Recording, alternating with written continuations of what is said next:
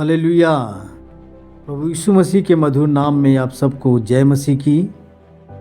मैं आप सभी के उस प्यार के लिए आभार प्रकट करता हूँ जो भारत के अंदर, पाकिस्तान के अंदर, नेपाल के अंदर प्रभु के दास डॉक्टर पॉल गिचो के द्वारा लिखी गई किताब विश्वास की अद्भुत रेखा किताब को मेरे द्वारा जो हिंदी में जो मैं पढ़ करके यूट्यूब पे डाल रहा हूँ उसे आप सुन रहे हैं।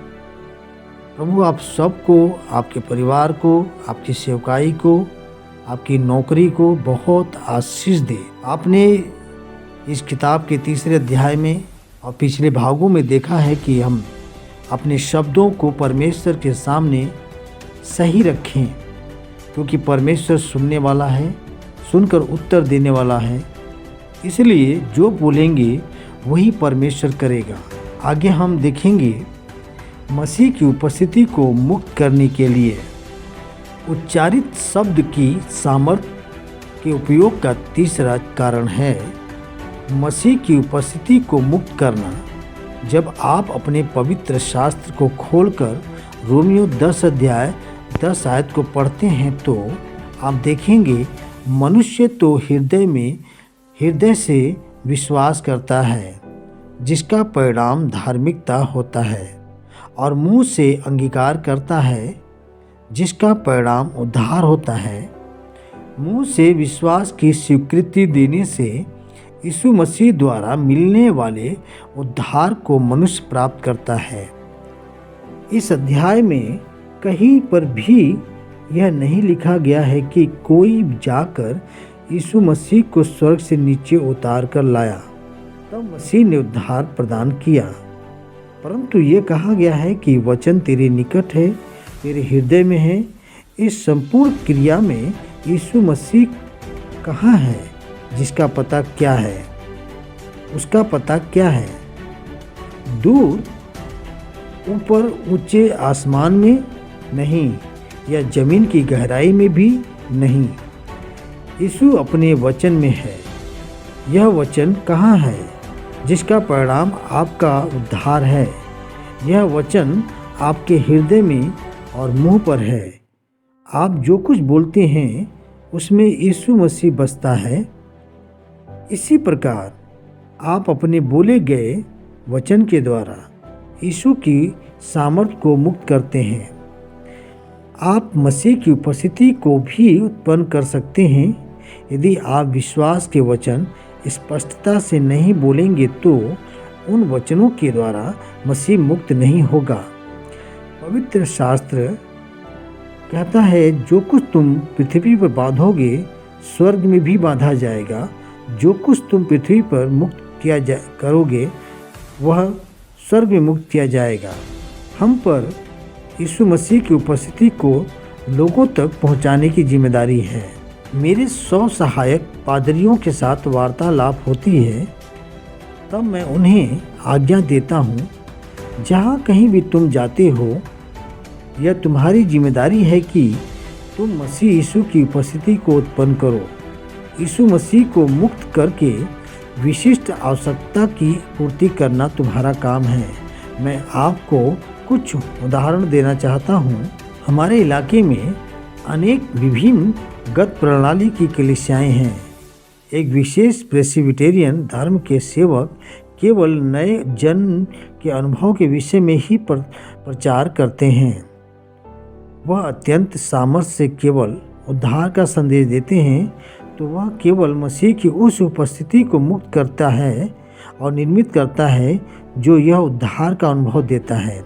लोग उनके चर्च में जाते हैं और उद्धार का अनुभव पाते हैं, परंतु उसके अलावा और कुछ नहीं। पवित्र आत्मा पर विश्वास करने वाली दूसरी कलीसिया रात दिन शुद्धता, पवित्रता के विषय में प्रचार करती है। पवित्र बनो, पवित्र बनो। बार बार यही संदेश दिया जाता है। अनेक लोग आकर इन पवित्रीकरण के अनुभव को प्राप्त करते हैं। वहाँ पर सेवक मसीह के पवित्रीकरण की उपस्थिति को मुक्त कर रहा है, परंतु मेरी कलीसिया में मैं बचाने वाली, पवित्रीकरण करने वाले, बपतिस्मा देने वाले उद्धारक, आशीर्वाद देने वाले परमेश्वर के पुत्र और चंगाई देने वाले यीशु के विषय में प्रचार करता हूँ। मैं मसीह की संपूर्ण उपस्थिति को उत्पन्न करने का प्रयत्न करता हूँ। प्रभु यीशु की परिपूर्ण उपस्थिति आपका कर्तव्य। आप अपने मुंह से यीशु की उपस्थिति को उत्पन्न करते हैं। यदि आप उद्धार के विषय में बोलेंगे तो मसीह उपस्थित हो जाता है। यदि आप आत्मिक चंगाई के विषय में बोलेंगे तो चंगाई देने वाला मसीह आपकी कलीसिया में उपस्थित होगा। यदि आप चमत्कार करने वाले मसीह के विषय में बोलेंगे तो चमत्कार करने वाला मसीह मुक्त होगा। वह आपके होंठ और जीभ वचन में बंदी बना हुआ है। वह आप पर निर्भर कर रहता है। और यदि आप शैतान के भय के कारण स्पष्ट रूप से नहीं बोलेंगे तो प्रभु यीशु अपनी सामर्थ का प्रकटीकरण कैसे देंगे? इसलिए धैर्य से बोले। अनेक लोगों के घरों में पारिवारिक प्रार्थना ना होने के कारण परिवार में अनेक समस्याएं होती हैं। यदि पिता इस पारिवारिक प्रार्थना का आयोजन करके परिवार में यीशु मसीह की उपस्थिति के विषय में स्पष्ट रूप से बोलता है तो वह यीशु की उपस्थिति उत्पन्न कर सकता है और फिर यीशु मसीह उस परिवार की सभी समस्याओं का निवारण कर सकता है। परंतु अनेक लोग इस पारिवारिक प्रार्थना की ओर ध्यान नहीं देते हैं और प्रभु यीशु मसीह की उपस्थिति के विषय में स्पष्टता से बोलने पर भी ध्यान नहीं देते हैं। उनके बच्चे परिवार के आशीर्वाद से दूर रहते हैं। कोई भी आत्मिक वरदान मिलने की अपेक्षा करने की आवश्यकता नहीं है। मैंने हमेशा कहा है कि यदि वरदान पवित्र आत्मा में ही बसे हुए हैं, आप स्वयं कभी भी कोई भी आत्मिक वरदान प्राप्त नहीं कर सकते हैं। मान लीजिए कि मुझे चंगाई का वरदान मिला है तो मैं प्रत्येक व्यक्ति को जो भी मेरे पास आता चंगाई देता। यदि मेरे पास वरदान होता तो मैं वह सबको देता। मैं आवश्यकता को जानकर यह काम नहीं करता, परंतु पवित्र आत्मा आवश्यकता को देखता है, फिर किसी व्यक्ति के द्वारा कार्य करके आवश्यकता की पूर्ति करता है। यह अत्यंत महत्वपूर्ण बात हमें ध्यान में रखनी चाहिए कि प्रत्येक वरदान पवित्र आत्मा में वास करता है, क्योंकि पवित्र आत्मा की आपकी आवश्यकता में वास करता है। क्योंकि पवित्र आत्मा की आपकी कलीसिया में वास करता है और आपके भीतर भी। उसके द्वारा आप प्रत्येक प्रकार की सेवकाई कर सकते हैं। शिक्षा देना, प्रचार कार्य करना, कलीसिया की देखभाल करना और आत्मिक चंगाई देने की सेवकाई आपके द्वारा पवित्र आत्मा स्वयं को प्रकट करता है। इसीलिए यदि आपके पास कोई वरदान नहीं है तो चिंतित न होइए, धैर्यवान बनिए। धैर्य के वरदान को प्राप्त करके वचन को बोलिए, वचन स्पष्टता से बोलिए और मसीह के विशेष अस्तित्व को उत्पन्न कीजिए। उस विशेष अस्तित्व को आपकी कलीसिया में मुक्त होने दीजिए और आपको विशेष और महत्वपूर्ण परिणाम मिलेंगे। एक पिता अपने शब्द के द्वारा प्रभु यीशु मसीह की उपस्थिति को उत्पन्न कर सकता है और फिर यीशु मसीह उसकी सभी पारिवारिक समस्याओं का निवारण करेगा। इसी प्रकार मैं अपनी कलीसिया में प्रचार करने जाता हूँ और एक विशेष बीज को बो देता हूँ ताकि विशेष परिणाम प्राप्त कर सकूँ। अमेरिका में प्रार्थना सभाओं में मुझे एक दोष दिखाई देता है। अमेरिकन पादरी अपनी कलीसिया को अति उत्तम संदेश देते हैं, परंतु उस संदेश के बाद लोग अपने घर जाने के लिए कहा जाता है। परंतु उस संदेश के बाद लोगों को अपने घर जाने के लिए कहा जाता है। उस संदेश के द्वारा जीवन में फल उत्पन्न करने का समय नहीं दिया जाता है। वह संदेश के द्वारा बोले गए शब्द तो ग्रहण कर लेते हैं, परंतु इतना समय नहीं दिया जाता है कि वह प्रार्थना करें ताकि वह वचन उनके जीवन का एक भाग बन जाए। अमेरिका में प्रार्थना सभाएं बहुत ही जल्दी समाप्त की जाती हैं। कलीसिया को समय दीजिए। आरंभ का समय और मनोरंजन के भाग को कम समय दीजिए। वचन दीजिए और लोगों को एकत्रित रूप से एक प्रार्थना करने दीजिए। बोले गए वचन का पाचन होने दीजिए। यदि यही बात की जाती तो इन सेवकों की सेवकाई में अनेक उत्तम परिणाम दिखाई देते। अंततः आपके वचन जीवन को बनाते हैं, क्योंकि आपके बोलने वाले नस का केंद्र स्थान आपके संपूर्ण शरीर को नियंत्रण करता है। इसीलिए अन्य भाषा में बोलना पवित्र आत्मा के बपतिस्मा का आरंभिक चिन्ह है। जब पवित्र आत्मा बोलने के इस केंद्र स्थान को नियंत्रण में लेता है, वह शरीर के अन्य सभी नसों को नियंत्रण में लेता है और फिर संपूर्ण शरीर को नियंत्रण में लेता है। इसीलिए जब हम अन्य भाषा में बोलने लगते हैं, तब हम पवित्र आत्मा से भर जाते हैं। अपने संपूर्ण शरीर और जीवन को नियंत्रण में रखने के लिए वचन को बोलिए।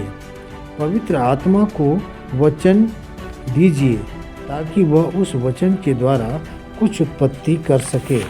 फिर अपने बोले गए वचन के द्वारा प्रभु यीशु की उपस्थिति को उत्पन्न करके मुक्त कीजिए। वचन का प्रचार कीजिए।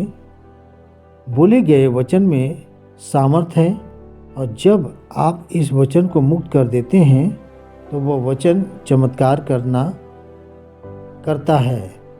आप नहीं, आपने संपूर्ण रूप से शुद्धता को प्राप्त किया है। केवल इसलिए परमेश्वर आपका उपयोग नहीं करेगा, क्योंकि जब तक मसीही जीवित रहता है वह दैहिक संघर्ष करता रहता है। परमेश्वर आपका उपयोग इसलिए करता है क्योंकि आप में विश्वास है। तो भाइयों और बहनों, आइए वचन का उपयोग करें ताकि हमारे जीवन में हम सफल बने, ताकि पवित्र आत्मा को हम ऐसा तत्व दे सकें जिसके द्वारा वह नया निर्माण कर सके और हम यीशु मसीह की उपस्थिति को मुक्त करने के द्वारा नई उत्पत्ति कर सकें। याद रखिए कि मसीह अपनी उपस्थिति मुक्त करने के लिए आप पर और आपके द्वारा कहे गए वचन पर निर्भर रहता है। यह यीशु जो आपके जीव पर विश्वास रखता है, उसके विषय में आप क्या करने का निर्णय लेते हैं? क्या आप उसे अनेकों के आशीर्वाद का कारण बनने के लिए कहेंगे, या फिर आप अपनी बंद जीभ मुंह में बंदी बनाकर रखेंगे? इस विषय में निर्णय लेने में परमेश्वर आपकी सहायता करे। आमीन। हे परमेश्वर पिता, मैं आपका बहुत ही धन्यवाद करता हूँ आपके दास स्वर्गीय डॉक्टर पोलंगीचो के लिए, उनके परिवार के लिए हम आशीर्वाद मांगते हैं। आशीष दें। उनके पीछे कलीसियाएँ जो है प्रभु जी, डॉक्टर रेवरेंड यंग ली जो संभाल रहे हैं प्रभु, उन सारी कलीसियाओं को आप आशीष दें। और प्रभु जी, मेरी दुआ है कि जितने लोग इस किताब को द्वारा जो हमने पढ़ करके खुदावन यूट्यूब पे डाल रहे हैं, जो सुन रहे लोग, वो उनका परिवार आशीष में है प्रभु, उनकी कलीसिया आशीष में हो। पवित्र आत्मा जी, आप सहायता करें प्रभु यीशु के नाम में। तमाम सुनने वालों के पारिवारिक जीवन, व्यक्तिगत जीवन, उनकी नौकरी, उनके बाल बच्चे, उनके जीव जंतु, हर एक पे हम तेरी आशीष मांग लेते हैं। प्रभु जी, आप बड़ी अनुग्रह और दया करें। इस अध्याय को खुदावन बोले गए शब्दों का सही उच्चारण रखने के लिए, सिखाने के लिए हम धन्यवाद देते हैं। धन्यवाद पिता, हमारे भी संग हो, परिवारों को आशीष दें। यीशु के नाम में प्रार्थना मांगते हैं। आमीन। आमीन।